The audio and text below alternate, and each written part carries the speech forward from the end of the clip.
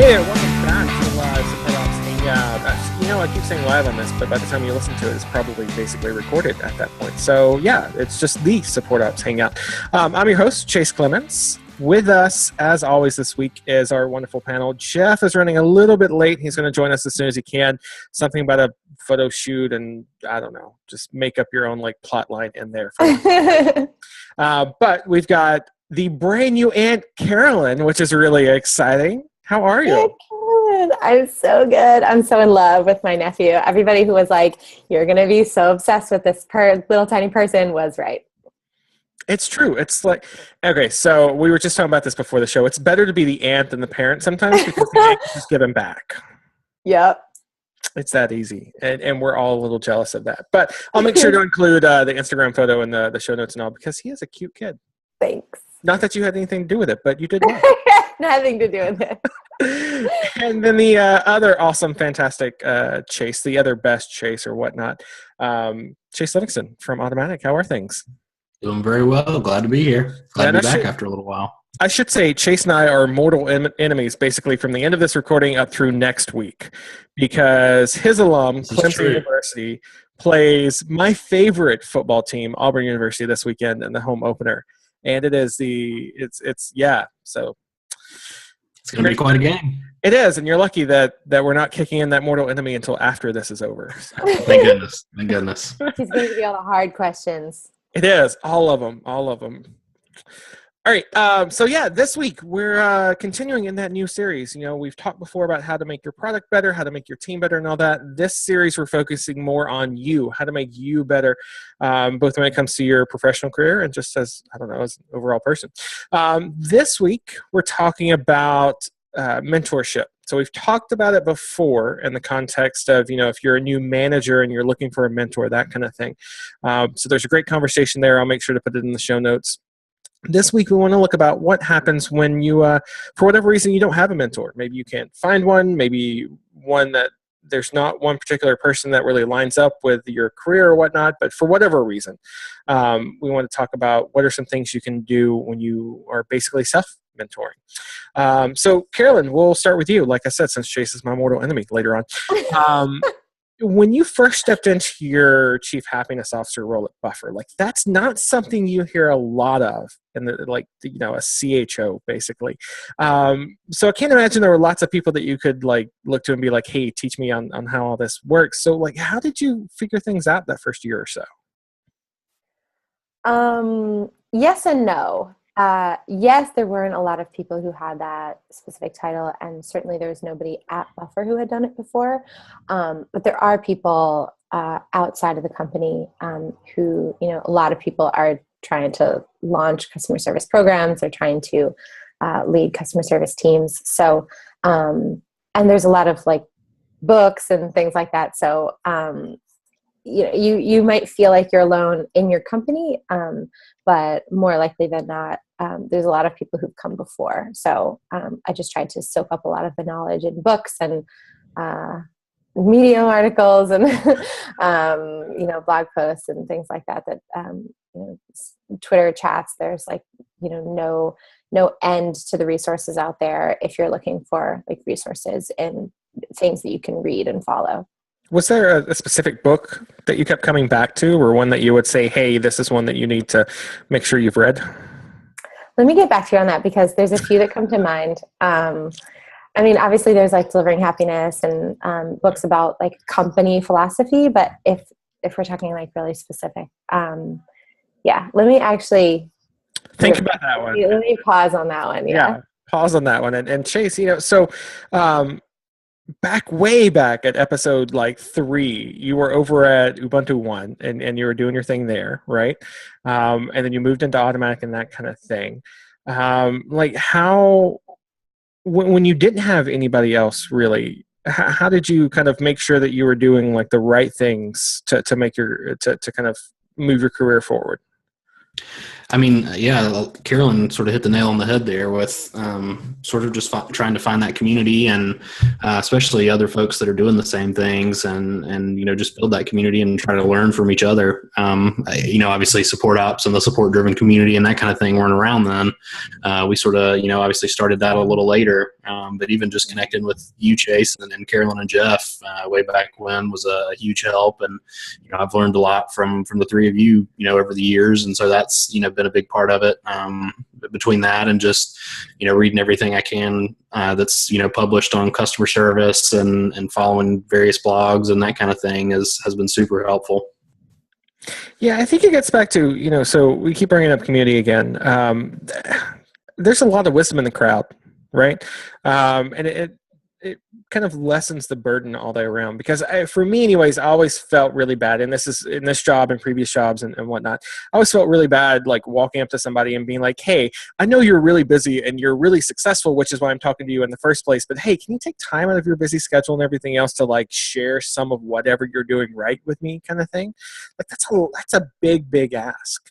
So I think that's one of the reasons why shows like ours has been really helpful to a lot of people. And then the support driven community, which by the way, if you're not on support driven, it's supportdriven.com. It's a fantastic community there where I just learned a ton each and every week. Plus conferences too. I mean, User Conf was there kind of as the first. It's now morphed into Elevate. You've got SupConf now, which is coming up in November, which, wink, wink, nudge, nudge, you should buy your tickets for that when they go on sale on Tuesday the 30th, because there might be some awesome people there. Not that I can say anything about it yet, but there might be some awesome people there that you want to meet when that happens in November. But yeah, I mean, it's those communities. Do you think that's kind of, and Carolyn, we'll switch back to you. Do you think that's kind of going to be the MO going forward, that we're going to kind of gather more from communities like that than having like one-on-one kind of mentors? I would say whichever one of you said, like the wisdom in the crowd, that is so true. I mean, I rely on that all the time. Even as recently as like last week, we were examining our security policy for when we turn off two-factor authentication for somebody. And like, I Googled 27 different ways of like, what are the people's policies on it? Like, there just weren't blog posts about that. And so, partially for reasons of like not wanting to tell people out there exactly how to get around that, but also just because it's just not one of those things that you think to write a blog post about. So I dropped into support driven Slack channel and was like, hey, what is everybody's policy on this? And it was like answers and not even necessarily just answers, but questions to think through while we were deciding that. So it was hugely useful. So tentatively, yeah.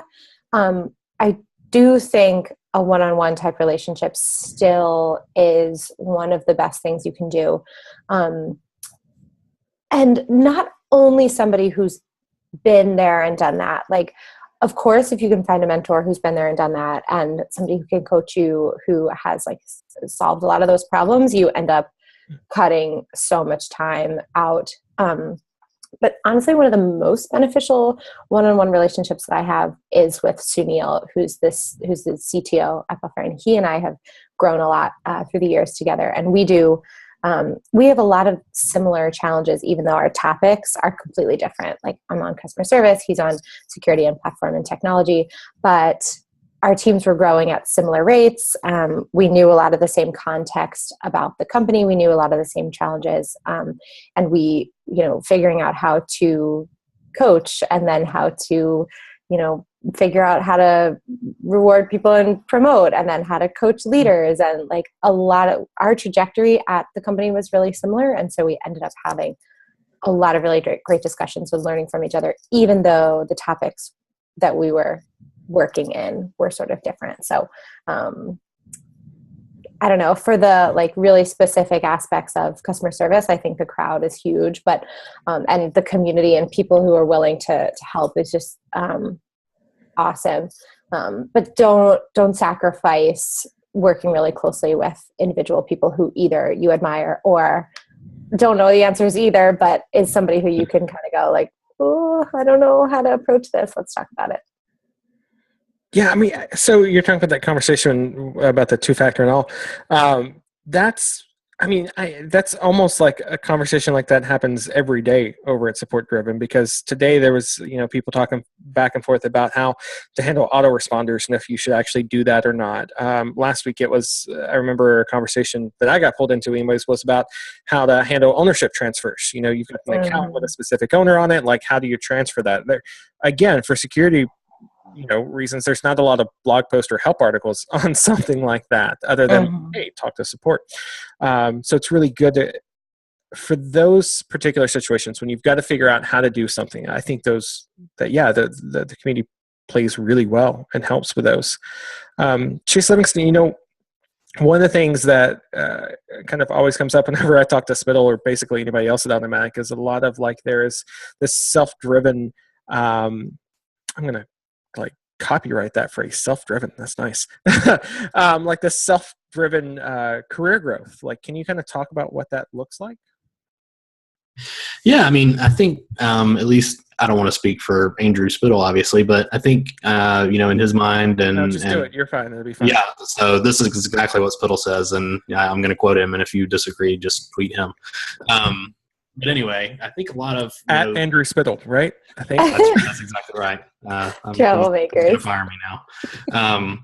Essentially, I think what his feelings behind that, and sort of the way that we look at that at Automatic in general, is that support is a career, and while there may not be necessarily a step ladder of promotions or things like that, like a lot of other, and in some places there may be, but at least in our company and many of others, there are, it's essentially a flat, structure. So it's not like I can move to this managerial role and then step up to this, next managerial role and that kind of thing. And so at Automatic, I think we're sort of more driven to, do our regular job and support, but then branch out and find something else we're passionate about, whether it be documentation, whether it be testing. That's one of the things that I'm involved in a lot outside of just, every day answering tickets, is testing new Jetpack releases, coming up with testing plans, working directly with the developers to make sure that all the changes that they've made are documented and are, getting tested before we're putting out releases.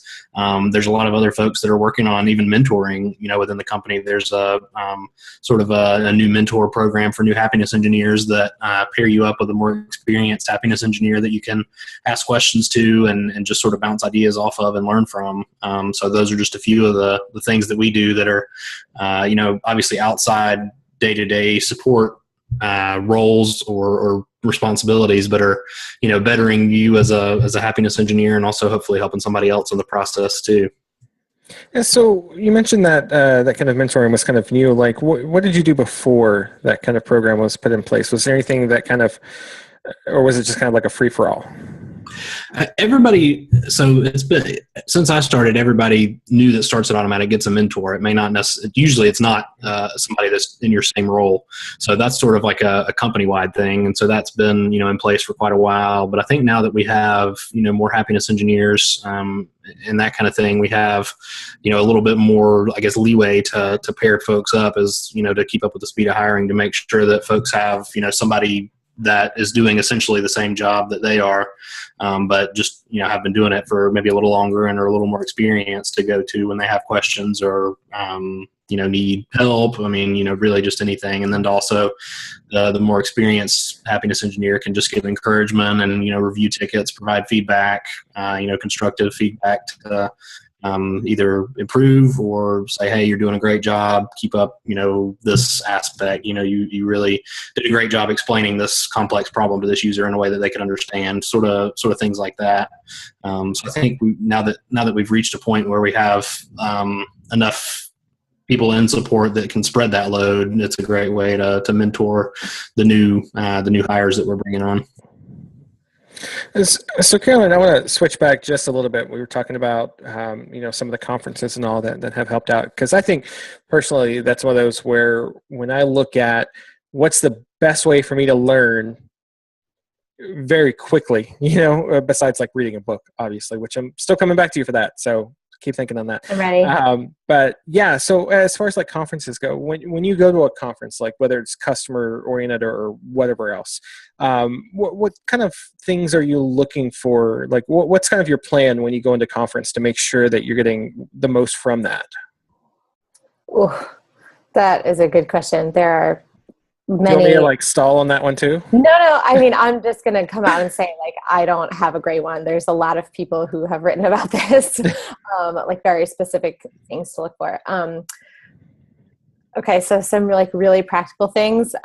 First, when you're going to a conference, take care of yourself and your health. Like one of the honestly the most important things that I've learned is to manage my energy at conferences. So try not to burn out on the first day, but also like kind of the flip side of that is literally every single person there is someone you can learn from and someone who is going to be important potentially in like this community. So try to not eat alone, like, try and meet as many people as you can.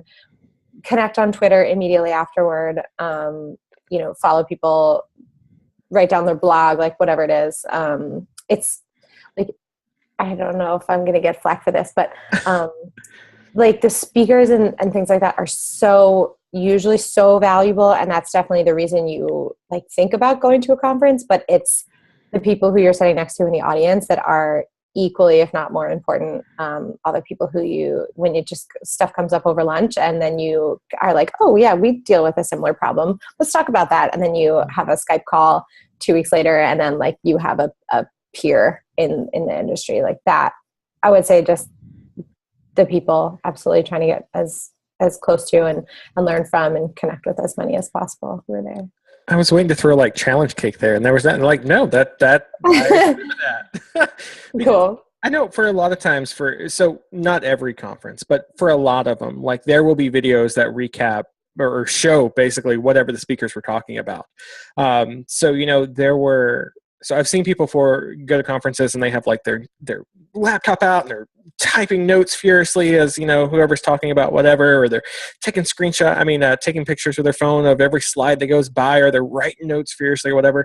Like that for me, I don't know, that always took me out of that. It's almost like being back in college where you're trying to capture everything the teacher had to say before they were like, oh wait, we can like stick a camera in the back and like put these on YouTube so everyone has them. Mm-hmm. So I think that's kind of the same thing. It's, when you go to a conference and you're listening to the speakers, like just listen. Don't worry about making sure to capture every single thing that they're saying. Like that's fine. There's going to be videos later on, more than likely, of that kind of that talk. Can I throw a challenge cake? Oh, okay. Challenge cake, by the way, is a reference to for our viewers who don't see a cake right now. It's when we used to do the Hangout on Google Hangouts, which had like props and you could put up a cake in them. Okay, anyway. I need to get like a real challenge cake. I know. So my experience at conferences is 100% exactly what you're saying. Don't hysterically try and write down everything that the speakers are saying, but do write down all the ideas that come into your mind as that's happening.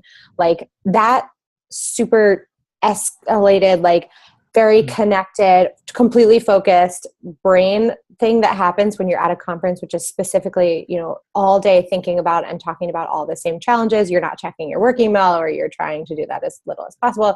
You're not like at home doing laundry. Like you're not doing any of the things that you normally do that limit your ability to just like marinate in that topic. And so what I find is that so many things come to my head of like, oh, we could try this, or we could do that, or this is a challenge that we have that I haven't thought about. Like, do write all those things down. Yeah. So, okay.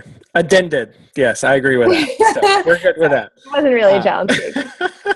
Again. Yeah, because, I keep coming back to like the people that you meet in the hallways and sit next to and all that are going to be like, that's exactly how support driven happened. For those that don't know, like Scott and I met at a user conf. I was walking down the hallway trying to find Carolyn for lunch. and I didn't know this part. Yeah. I was walking down there trying to find you and Jeff, because I knew Jeff was near you somewhere. So I was trying to find you all for lunch, and Scott happened to be standing on this like little raised thing, and he leaned over the railing. He's like, "You're Chase," and I was like, "Yeah, and you are." And he's like, "I'm Scott." And so we talked for a couple of minutes and then exchanged email addresses and all that. And then he hit me up with Selfdriven maybe a week later, something like that. And then all of a sudden, I think the last count, there were like 1,000 people in the community now or something like that. So yeah, I mean, it's those little things, all the dots that you connect, that I think really helps when it comes to you growing both in your career and even personally. I found this to be true. All those little things that you're not explicitly planning for that all of a sudden make sense when you look back. Like, that's so cool. Chase, do you find the same thing? Because I mean, WordPress, when you want to get better at WordPress and get better at supporting WordPress and all, that's you go to a WP meetup somewhere. Have you found that to be true there? Definitely. And WordCamps are sort of our version of, big conferences and things like that. And usually there's, one in a city that's somewhere near you. We have them, all over the world, and they're just community organized by the folks in that local community. So yeah, with WordPress, WordCamps and even your just local meetup groups are great places to go and learn about that. I've learned a lot about WordPress from going and sitting in on some talks that may be a little over my head, but, are super interesting to me, and then afterwards strike up a conversation with the speaker or somebody else in the audience who maybe interested in the same things that I am, and sit down and chat about it. So that's definitely a great way, especially if you're involved in a community that has events like that pretty regularly. Yeah. All right. So Carolyn, coming back, for we won't, like I said, don't want to let you off the hook. What's the book? Okay, can I pick a couple? Always. Okay, I'm going to say, okay, if we have to pick one, I do think that the Zappos Delivering Happiness story is worth reading. Anybody who watches this probably has come across that and maybe read it and has it highlighted and has it by their bed. So I'm going to throw Challenge Mouse. Challenge Mouse? Yeah, so Delivering Happiness is fine and everything else, but at the same time, I think it can set maybe we should do a book review episode or something. It's a great idea. But I think it can kind of set some unrealistic expectations sometimes too, because when you think about Zappos, you instantly go to oh yeah, so-and-so had a 10-hour phone call with a customer. That's not what you need to be reading to get better and all. So I'm not saying Delivering Happiness is not a great book. It should definitely be there. The challenge there would be, don't take it as gospel. Don't worry about putting it by your bedside table, that kind of thing. Okay, so here's the flip side of that. Many people know that Zappos is owned by Amazon. Yeah. And even though this is not a customer service book, the Everything Store is actually mostly about Jeff Bezos than anything else. But it does go deeply into kind of the opposite philosophy that ends up at the same place, which is excellent customer experience, but from the total opposite direction, which is let's never talk to a person. Let's never let's get them off the phone in 10 seconds. 10 seconds, how can we do it in 9? Yeah. That sort of heavily data focused approach of what is the information, what can we learn from every interaction so that we never have to have one of these again. The opposite of that, let's talk and let's order pizza. They should bundle those together. They really should. It's such also interesting about those two stories, side note, is that they tell the story of the Zappos acquisition so differently. So besides that story, we're gonna do it. Support Ops Book Club. It's gonna be a whole series. We're gonna pick let's 5. do it. Okay, and then the super last one I want to talk about, especially if you're leading a team, the book that I really enjoyed is called Turn the Ship Around, and it's not exactly about customer service either, but it is about leadership. Yeah, and it is about working with people and training people who shouldn't need you for long, and that has been really inspiring. What I think one of the main takeaways from the beginning is if you leave and your team falls apart, that feeds your ego, but actually that's terrible. If you have to go away for a week and you feel like you can't because your team can't function without you, actually you're failing as a leader. That's not oh, I'm so good at my job that my team needs me all the time. It's kind of the opposite. So that's been, I highly recommend that one as well. Yeah, definitely. That's one of those that has been really critical in just kind of how Basecamp operates. Turn the Ship Around, for folks that haven't read it, it puts that not the burden necessarily, but it puts the responsibilities and everything else for the choice back on the person rather than them needing approval or whatnot from a higher person. And that really makes you, it makes you step up your game. Like, you've got to get better at whatever your job is before you can really make decisions at that kind of level. It's really, you can't just be like, oh, I think this will work, and then push it off to somebody, say yes or no. Yeah, we got to do that book idea.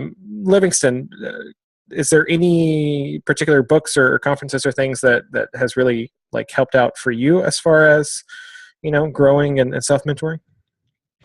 I can't think of necessarily any books other than what Carolyn's already mentioned. I've read a couple of those, and those are definitely great. One other one I can think of, I think that comes up pretty often. I think it's called Setting the Table or something like that. Mm-hmm. That's one that comes up pretty often. It's been a while since I've read it, so I probably shouldn't endorse it too much, because I would need to go back and look at it again to make sure that I still agree with everything that I found from it. But that's one that I know comes up a good bit, so it might be a good one to check out if you're not familiar with it. But as far as other reading and stuff, just finding some folks that blog about this kind of thing, on a regular basis, or even companies. I know Help Scout, Buffer, lots of places, keep regular blogs, even specifically on customer service. So that's a great way to follow other industry trends and that kind of thing, and just, get insight from others that are doing the same thing you are, and learn from them. Yeah, I would say, so I think for me anyways, all this boils down to, like, if I want to like advance my career, get better at it, like, and kind of be my own mentor, that starts at consuming as much solid, reliable information as I can about the industry, right? And that comes through shows like ours, or communities like Selfdriven, or blogs like Help Scout and all that, and Kaiko, and I think we've run down the list before. I'll try to find it and put those back up. Books and like all those, like the more widely I read, the better I am at my job.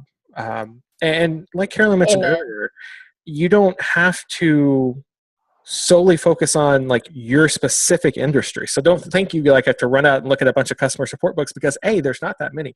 That might be like a weekend reading, and B, a lot of times you're going to learn a lot of so I'll say you're going to learn more from reading outside of your industry than you are inside of your industry, because you read books like Turn the Ship Around, that kind of you wouldn't come across in normal day-to-day interactions. When we talk about delivering great customer experiences and all that kind of thing, just by hanging out with people like us, or Selfdriven, or any of the people that we mentioned, that's going to naturally rub off and kind of start influencing you. But we're probably not going to be like jumping up and down and saying like, oh my God, did you see like this thing that happened over in like Java land or whatever, And you might be, I'm going to get so many emails now. Be like, there's no Java land. There's a Java land. Like those are things that you might be the one that brings that back into the community and shares it with everybody. And so we can learn from that. So I would say, like, again, the wider you can read, the better off things are going to be for you. So my bookshelf is like right here. So that's why I can only do this and reach down. Be Our Guest is a fantastic book from the Disney Institute. I picked it up because I just wanted to. I've only been to Disney World like twice in my life, but I was really interested in how they basically run this empire, especially when it comes to the parks, right? Like coordinating things to the degree like you never see a cast member in normal clothes anywhere in the public spaces, right? Like that's crazy. Like how do you get the guy that plays Mickey Mouse into his costume without all the rest of us seeing? Like just the thought and detail that goes into that was really cool. But even though it's a book about Disney, like I was able to pick up different ideas and things to try in our own customer experience at Basecamp. So again, we'd read widely, read lots of different areas and niches and all that kind of thing, because it's going to help out. That's probably the longest I've talked in a while. So please, anything else you want to throw in? I'm so happy you mentioned Disney. I was going to say there's this podcast that I've just recently been listening to called Creating Disney Magic. And it is with the former COO, I think, of the Disney brand. And he has like, he just, every time he opens his mouth, it's like this very relatable, interesting, and applicable thing. There's so many episodes. I know. There's like 91 episodes. This is amazing. I Links in the show notes. I haven't made it through that many of them yet, but the few that I have listened to have been fantastic. So I'm so happy you said Disney. I was going to say that. And this is down to like some nitty gritty stuff in here too. Oh my God, this is going to be like my obsession now for like the next however long. It's worth it. Yeah. Oh, that's, yeah. Again, like this is stuff that you wouldn't think would normally be like material that you could pull from into your own experience. But seriously, I'm like these companies, when they do it at scale like that and make sure that you have a great experience every time. I mean, down to, there was a great example of how they, and I'll try to find the article, but they were talking about how they rolled out the Disney Pass bands, whatever that band thing is that you can get. Like, yeah, it makes it easier for you to spend money in the park and all that kind of thing, but it also allowed them to personalize like out the wazoo. So like if they see you come in to, I think the example was a family went in to have dinner at one of the restaurants where like the characters come around and everything else, and they knew in advance that the little girl really loved Belle from Beauty and the Beast.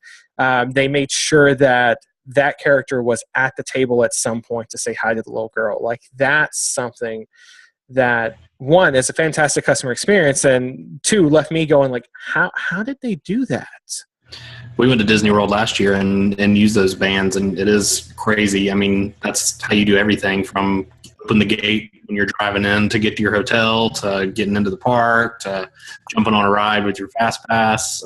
It's, pretty amazing how they do all that. Yeah. All right. So that's our thoughts on this one. Sorry, we kind of rambled around a little bit in there, but I think you got the gist. I mean, when it comes to helping yourself grow and being your own mentor and that kind of thing, those resources, that's the key. Like, we talk about finding a particular person, like that can be hard sometimes, but out of all the different things we talked about, from the conferences to the communities to individuals and things like that, I think personally, I think that's going to be how it is going forward. That's where you're going to get the most bang for your buck and all. All right. Show notes are going to be up, supportops.co. We'll don't know what happened to Jeff on this episode. I guess he's still at that photo shoot where if somebody wrote like a horrible story or something when I told you to do that earlier about Jeff, like, man, that's not cool. But he'll be back next week, I'm sure, and we'll continue in this series. Show notes will be up, supportops.co. Find us on Twitter. We're at supportops there. And for those of you that are, doing that self-mentor thing, let us know if we missed anything. Hit us up at any of those places, and we'll get your comments in on the next episode. Other than that, until we see you again, have an awesome week.